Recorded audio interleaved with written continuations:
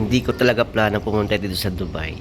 Kasi, hindi ko talaga plano magtrabaho dito sa Dubai. So guys, good morning. Papasok tayo sa trabaho ngayon. Dito na ako sa service namin. Yung service namin. Yung accommodation namin.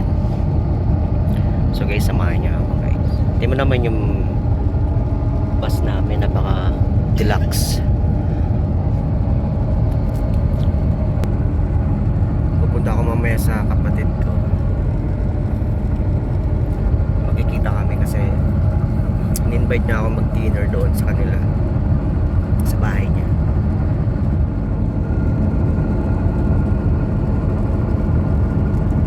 Ayun guys, tapos na kami. Tapos na yung trabaho namin. Pauwi na kami. This is my friend. Ayun guys, bali pupunta ako sa bahay ng ate ko. Kasi weekend. Nag-metro ako, ayun yung metro. So bukas ang pasok ko is 12 ng hapon. So pwede pang makapag inuman daw, sabi ng pamangkin ko. Ito tayo sa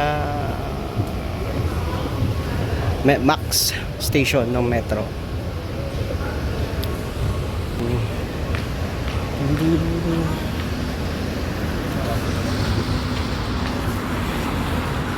So guys, maglalakad lang ako kasi medyo malayo pa at napakainit pa rin.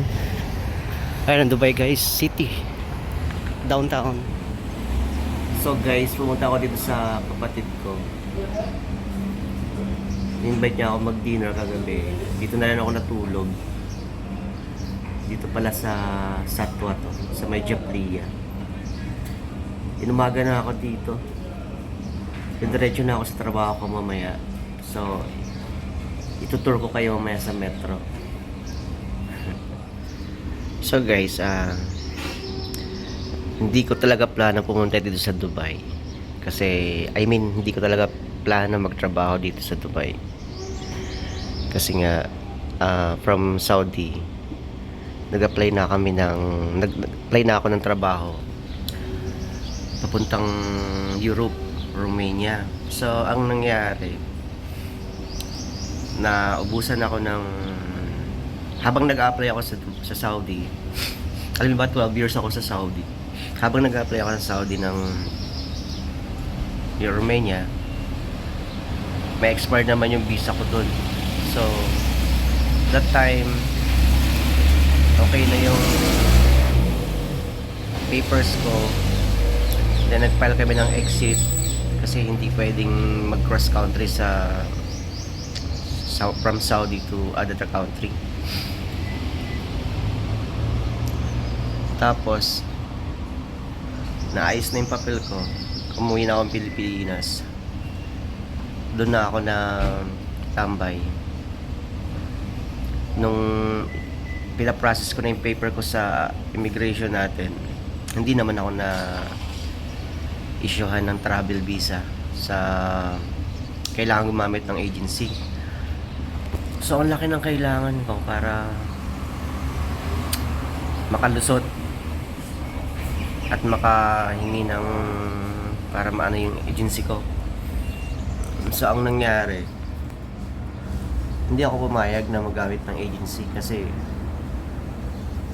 ang mahal 160 yung hinihingi, 160,000 something. Hindi ko kaya. So ang ginawa ko, nagpatulong ako sa ate ko na kung pwede bigyan niya ako ng visit visa dito sa Dubai. Ayun, na-provide naman niya. Tapos gumastos ako almost 100k. 100k na gas ko. Kasi yung ticket visa is nasa 42k. Tapos yung show money ko is nasa 3,000 dirhams. pocket money. Pocket money. Tapos, maraming documents pa rin ang kailangan. So, madadagdagan pa yung 100k mo na magagastos. So, yung 3,000 naman kasi dirhams, depende lang yung kapag hahanapan ka sa immigration dito sa UAE, dito sa Dubai. Kung hahanapan ka ng pera, pero sa ako kasi hindi na ako hinanapan. So, yung 3,000 na baon ko, naging baon ko na lang dito, panggastos ko. So, yung mga documents ko guys, dala ko. Documents ko papuntang Europe, papuntang Romania. Dala-dala ko. Di, syempre kinakabahan ako papunta dito. Nakulong ako dun sa, standby ako sa immigration natin. Almost 3 hours siya. Ang tagal. Kasi ang daming tanong sa immigration na kinakabahan ako. Bakit? Baka mamaya offload ako. Naku po, sayang ang 100,000. Tapos, hindi na ako nagpaalam sa bahay. Hindi na ako sabi kung kahit kanino kasi ang dala ko lang backpack. At saka mga document ko lang. Takot ako sa takot ako sa ma-upload. If ever na ma-upload ka, wala kang dalang gamit or ano. Hindi ako 100% na makakalusot ako. Pero kasi naman yung ate ko dito kasi meron naman siyang residence. Meron siyang inuupahang kwarto. So dito ako tumuloy sa bahay niya. Then ang nangyari,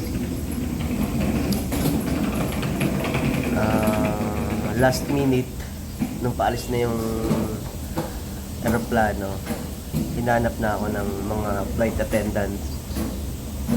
Awa ng Diyos, pinalusot naman ako. So guys, kwento ko sa inyo next vlog ko yung nangyari sa kung bakit ako natambay dito, kung bakit ako nakapagtrabaho dito.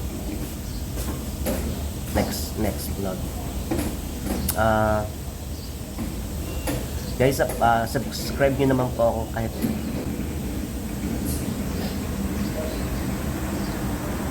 subscribe lang. Thank you so much. And